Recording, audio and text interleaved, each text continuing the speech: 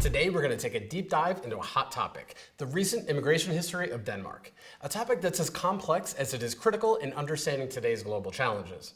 Denmark, known for its robust welfare system and high quality of life, faces a very unique dilemma. On one hand, it's grappling with a labor shortage in key industries, while, on the other hand, it's wrestling with stringent immigration policies that helped contribute to the labor shortage. Today, we'll explore how this Nordic nation got here, which political and economic forces are at play, and what the future might hold for immigration in Denmark. So buckle up, because we're going for a ride. Denmark's journey with immigration began modestly. Unlike some of its European neighbors, Denmark didn't see significant immigration until the post-World War II era. This period marked the arrival of so-called guest workers from countries like Turkey, Morocco, and the former Yugoslavia. These workers were initially welcomed to fulfill the labor shortages in an expanding economy. Industries like manufacturing and construction in Denmark benefited greatly from their contributions. However, this early immigration was viewed as temporary. The expectation that existed was that these workers would return to their home countries once their contracts in Denmark ended. But as time passed, many of these workers truly settled into Denmark, bringing their families over and establishing communities. This shift from temporary labor to permanent settlement introduced new social and cultural dynamics into Danish society. Before that, it was predominantly homogeneous. Fast forward to the 1970s. The economic landscape in Denmark had changed. There was an oil crisis and an economic downturn, and this led to a shift in public and political attitudes towards immigration. The government responded to these changes and growing concerns about unemployment and social integration and began implementing more restrictive policies towards immigration. The 1973 Immigration Act marked a significant turning point, introducing tighter controls and effectively ending the so-called open door policy that had characterized Denmark's approach to immigration in the immediate post-war years. The 1973 Act introduced stringent restrictions on the entry of new foreign workers, marking the end of the era of welcoming guest workers from non-Nordic countries. From this point on, immigration to Denmark would be primarily possible for family reunifications, asylum seekers, and refugees, and under a much tighter controlled, restrictive conditions for other circumstances. This act also reflected a broader European trend of tightening immigration policies in response to economic challenges of the 1970s. In Denmark, it laid the groundwork for future debates and policies centered on balancing economic needs with social cohesion. The Act's legacy is significant. It represents the moment that Denmark transitioned from a country of open immigration to one with a more cautious and regulated approach. Caution, regulation, as well as privacy are also important to users of the internet and the sponsors of today's video, NordVPN. Now, when you move countries like I did upon immigrating to Denmark, there are so many times when you'll want to use a VPN to access the internet in a private, encrypted, and secure manner. Or you may need to access sites and services as you would in your home country.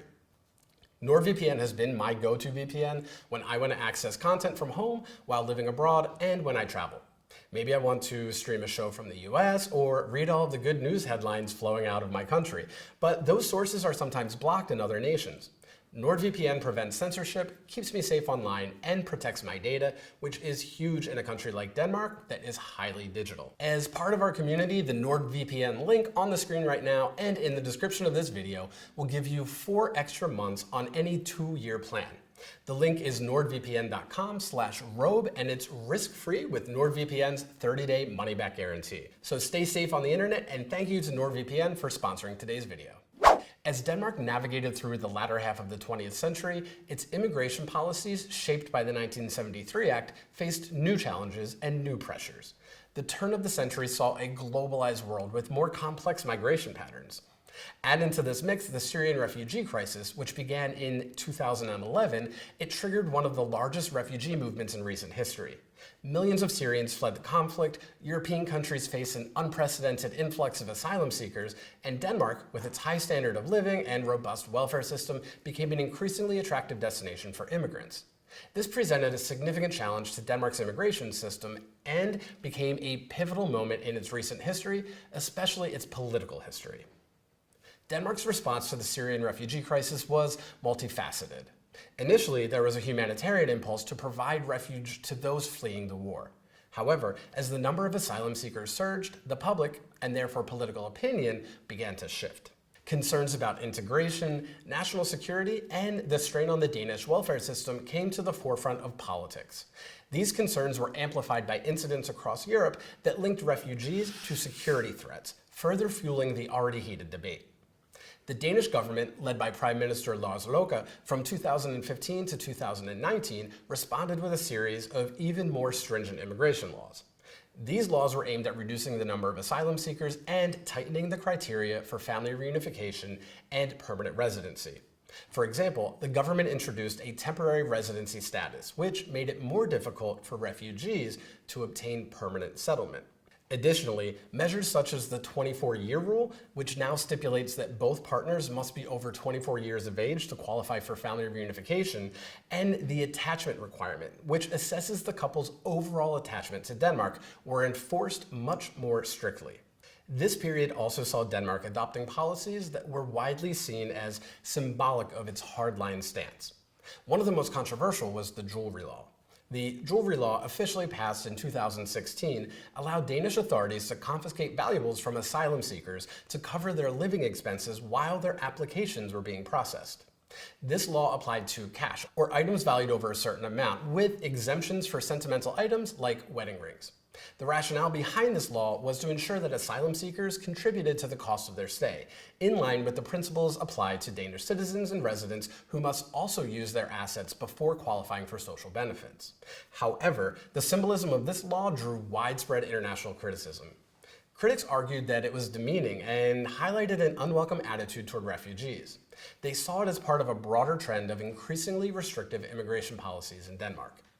The law was perceived as targeting vulnerable individuals who had already endured significant hardship and loss. A noteworthy incident in this period was the so-called cake celebration incident.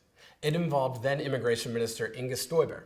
In 2017, Støjberg published a post on social media celebrating the 50th regulation that tightened immigration with a cake. This act was seen as not just a political statement, but a stark symbol of the government's pride in its stringent immigration policies. It sparked both national and international outrage. This period in Danish immigration history is a vivid example of how policy, symbolism, and political messaging can intertwine. It has reshaped the political discourse, influencing not just right-wing parties, but also traditionally more liberal or left-leaning parties. The Social Democrats, under the leadership of Mette Frederiksen, also adopted a tougher stance on immigration, reflecting the shifting public sentiment. Despite these stringent policies, Denmark's economic landscape has been undergoing a significant shift in recent years as well, revealing an increasing dependence on foreign labor. This is especially evident in sectors like biotechnology, healthcare, and information technology. As the country's population ages and the labor market tightens, the need for skilled workers from abroad has become more pressing. In biotechnology, for example, companies are advancing in pharmaceutical and medical technologies. However, the local talent pool is insufficient to meet the high demand of these rapidly growing industries. Similarly, the healthcare sector, which has been under considerable strain since the COVID-19 pandemic, is facing acute staff shortages. Nurses, doctors, and other healthcare professionals are in high demand, are highly stretched, and that's a need that cannot be fulfilled by the Danish workforce alone. The situation presents a paradox. While Denmark's economy requires an influx of skilled workers in order to sustain growth and maintain its high standard of living, the prevailing immigration policies hinder the ability of the country to attract and retain such talent. This disconnect between economic needs and immigration policy has sparked debates within the political sphere and the general public at large. In response to these challenges, Denmark has begun to make concerted efforts to recruit skilled workers from abroad. Initiatives have been launched to attract foreign professionals in key sectors with a focus on simplifying the immigration process for these qualified individuals. For example, the Danish government has been exploring avenues to ease the process for healthcare professionals from non-EU countries to work in Denmark. This includes looking at language requirements, qualification recognition, and the visa process at large.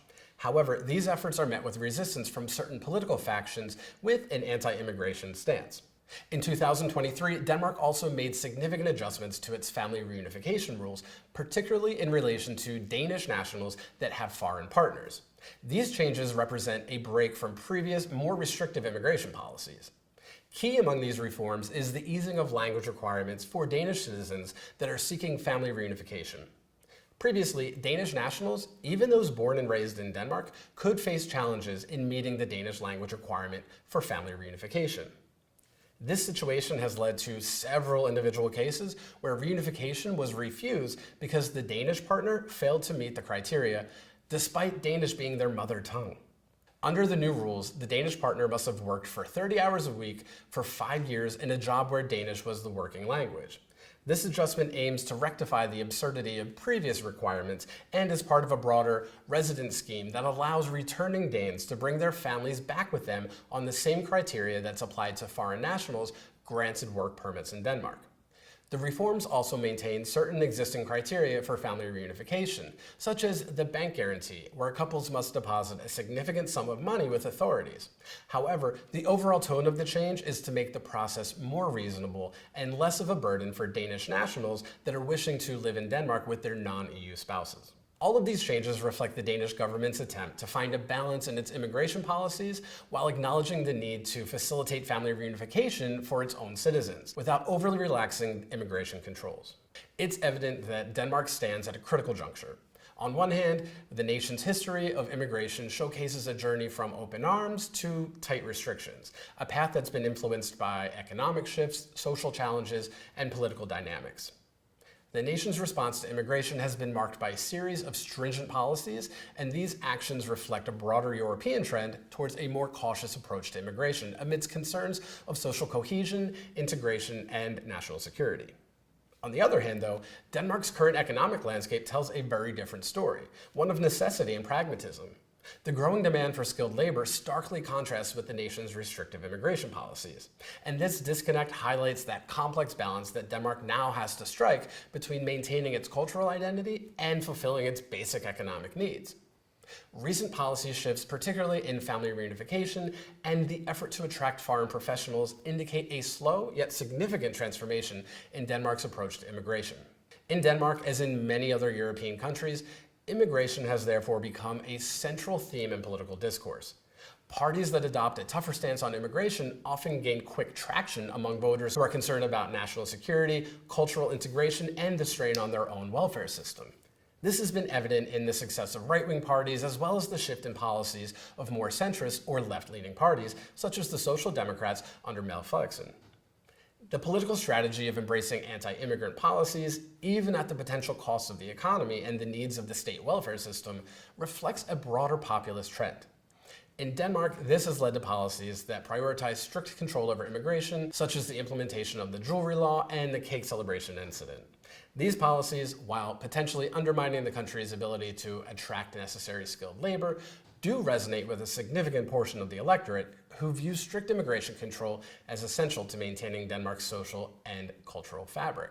One of the main factors is integration, and for those of us who move to Denmark, there are many things we do find in Danish culture that can be a little bit weird. If you want to see more about that and have maybe a lighthearted view of what some weird things in Denmark can be to foreigners like me who move here, you can watch this video right here. Thanks for watching today, everybody. Hi.